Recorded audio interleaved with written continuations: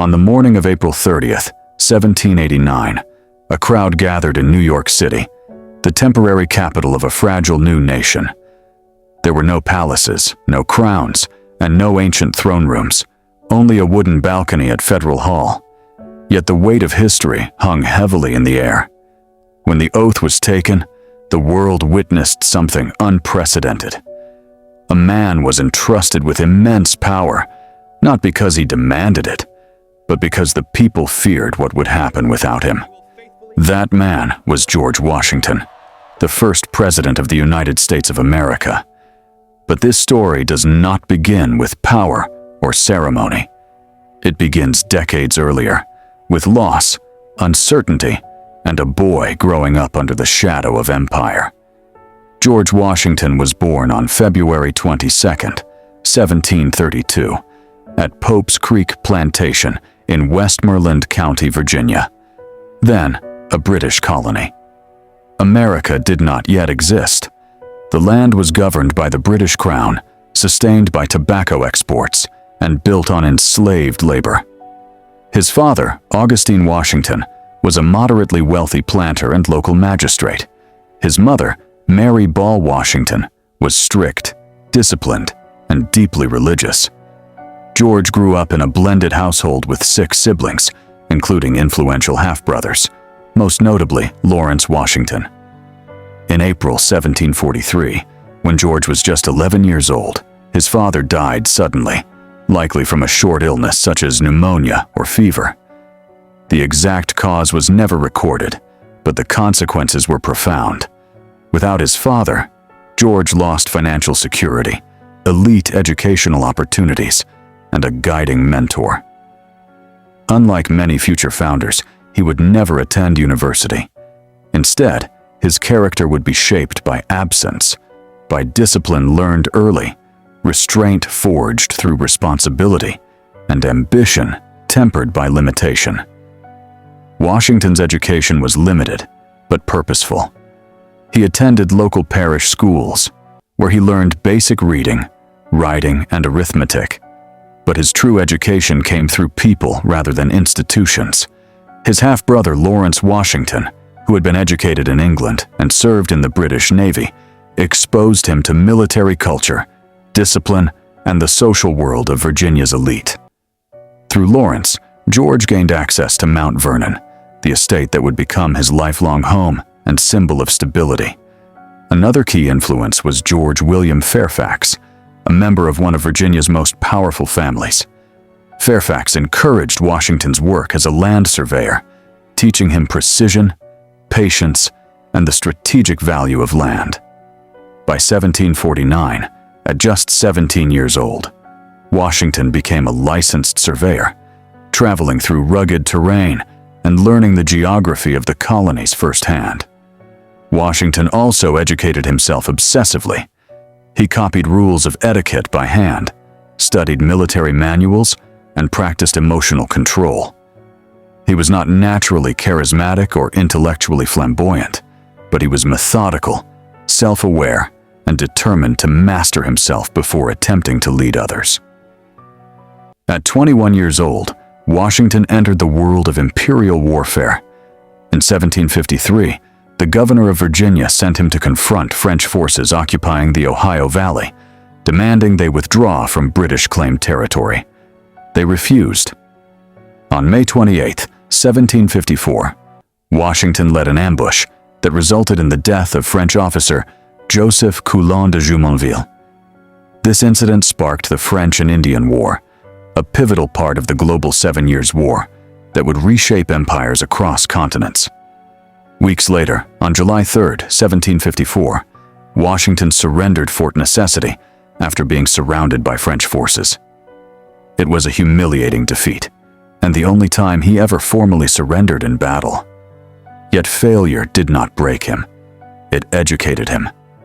In 1755, Washington survived the catastrophic Battle of Monongahela, where British General Edward Braddock was killed. Amid chaos and slaughter, Washington distinguished himself through calm leadership and discipline.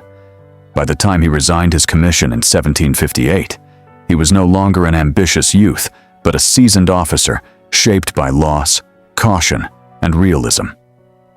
Following the war, Washington returned to plantation life at Mount Vernon, but the colonies were changing. Britain, burdened by war debt, tightened its grip on colonial governance. The Stamp Act of 1765 imposed direct taxation. The Townshend Acts of 1767 expanded imperial control. Colonial assemblies were ignored, and resentment grew as taxation continued without representation.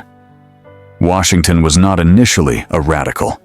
He believed in lawful reform, not rebellion. But British authority became increasingly dismissive of colonial rights. By 1774, Washington attended the First Continental Congress, representing Virginia. He spoke little, but his presence signaled a shift. The colonies were no longer asking for reform. They were preparing for resistance. On June 15, 1775, the Continental Congress appointed Washington commander-in-chief of the Continental Army. He accepted reluctantly, aware that failure would mean execution for treason.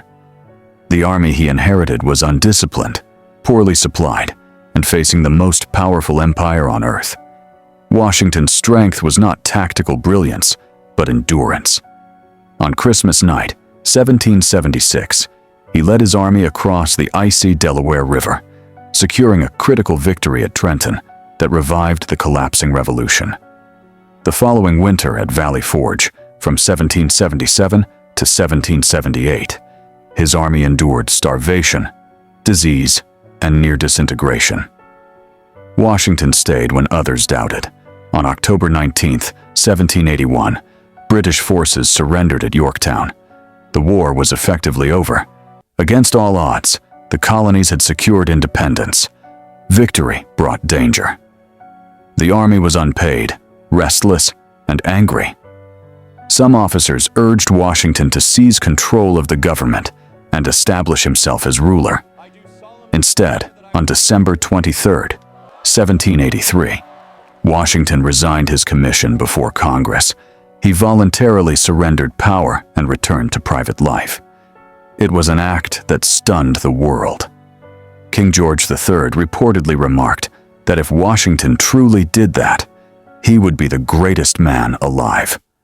On April 30, 1789, Washington was inaugurated as president. There were no rules, no precedents, and no guarantees the republic would survive.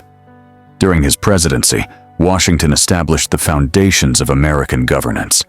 In 1791, he supported the creation of a national bank.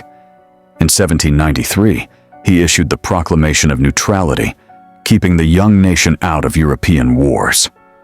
In 1794, he enforced federal authority during the Whiskey Rebellion, proving that law, not mob rule, would govern the republic. After 2 terms, Washington stepped down voluntarily, setting a precedent that would shape American democracy for generations. Washington enslaved more than 300 people during his lifetime.